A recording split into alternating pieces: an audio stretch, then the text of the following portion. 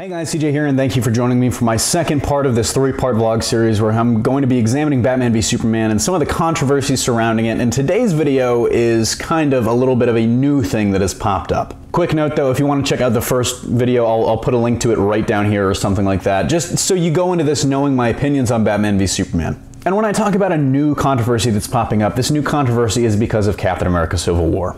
Since a lot of reviewers and some fans have seen Captain America Civil War, people have started comparing the two movies. And as people have started comparing the two movies, some people out there on YouTube, on Facebook, on Twitter are kind of demonizing the comparisons, saying we shouldn't compare them because they're two different things. Now, I'm not going to throw anyone under the bus here. I think everyone's entitled to their own opinion, and certainly someone like Grace Randolph, who some people have taken pot shots at. I'm not going to go after her because I don't know her. We're a much smaller channel than her. I don't want to bring any kind of war on us, even though I disagree with her opinion and I think she's wrong in this case.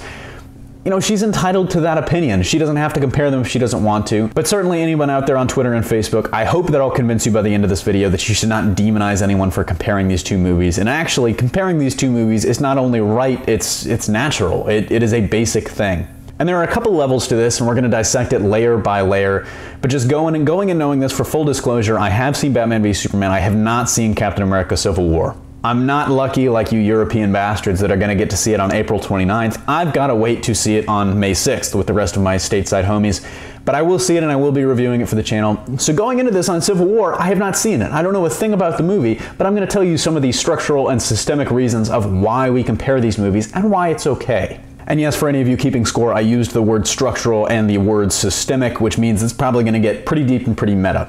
So here we go. The base layer, the surface, diving right in, the first layer of comparison comes from Hollywood, and it's the fact that these are two big blockbuster films. Some might even throw around the term event film, and I think a lot of people would throw around the term event film. I had to explain what an event film was in an HNN a couple weeks back, and I can't remember exactly how I explained it then because I was reading off a script, and now I'm not. An event film is basically any movie that, you know, you might hear in the trailer, the box office event of the summer. It's these big movies, these massive things where going to them is part of the event. It's just part of, you know, quote unquote, an event. It's these big tentpole $100 million plus opening films. Massive things like Avatar, like Captain America Civil War, like any of the Lord of the Rings movies, those are kind of event films. They're expected to be huge, and so we compare these things, Captain America Civil War and Batman v Superman, because they're both kind of in that space. They're expected to open huge, and they both are probably going to open huge. Batman v Superman certainly opened really, really big. Captain America Civil War probably will as well.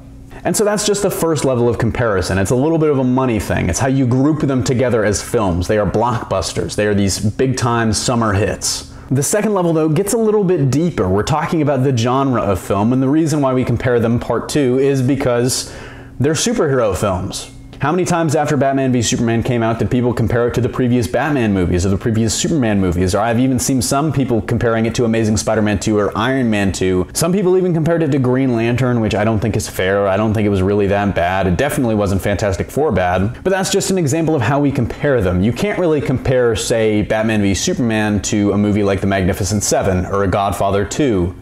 Or Blade Runner, or RoboCop, or a bunch of movies out there, because they, while, you know, there might be some sci-fi aspects that cross over, they're not really in the same space. Captain America Civil War, though, is in the same space. Everyone still with me there? Alright, so we're going to get into layer 3 right now. Layer 3 is the core concept of the film, and what is that? It's heroes fighting. And that sounds pretty simple and pretty basic, but really, we haven't seen that too much on screen before. This position we're in where superheroes, guys that are supposed to be teaming up usually, are fighting against each other. Captain America and Iron Man, who are supposed to be, you know, kind of uneasy buds, but still buds, are at each other's throats, and Batman and Superman, the core of the Justice League, are at each other's throats as well. And both movies are going to give us rational explanations for why that happens. And another point of comparison when everyone finally sees Civil War is why they're fighting. But it's that central conflict, the central kind of gripping part of the movie is it's these heroes, friends, fighting against one another. And I think that's honestly the most understandable point of connection and, you know,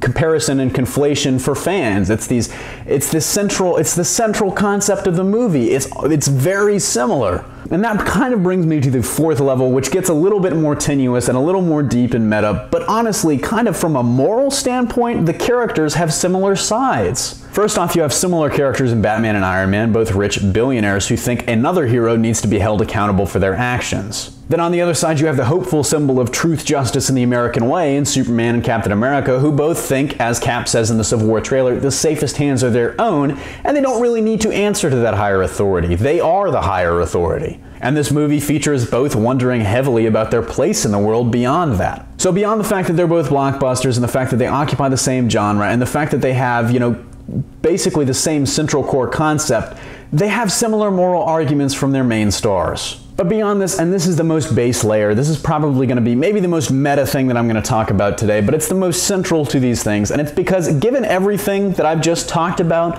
we're going to talk about human nature.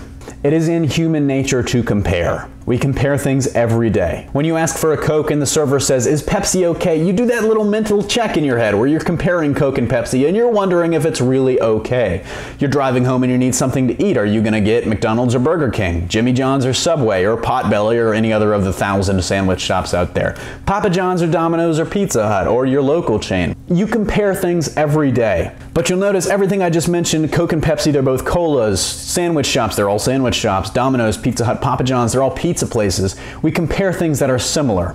And like it or not, Batman v Superman and Captain America Civil War are similar for all of the reasons that I just listed above. And you might disagree and you might think that we shouldn't compare the two because tonally they're very different. Well, you're right, tonally they are very different, but calling them tonally different is a comparison in and of itself. Comparing these things is inevitable, so we honestly need to stop fighting it and honestly just embrace the debate, embrace the fact that they're so different, and enjoy talking about it rather than just submitting, surrendering, and saying we don't want to talk about it. And I don't know where that comes from. Maybe it's a fear that Batman v Superman will kind of be shat upon by other people that feel Captain America Civil War was better.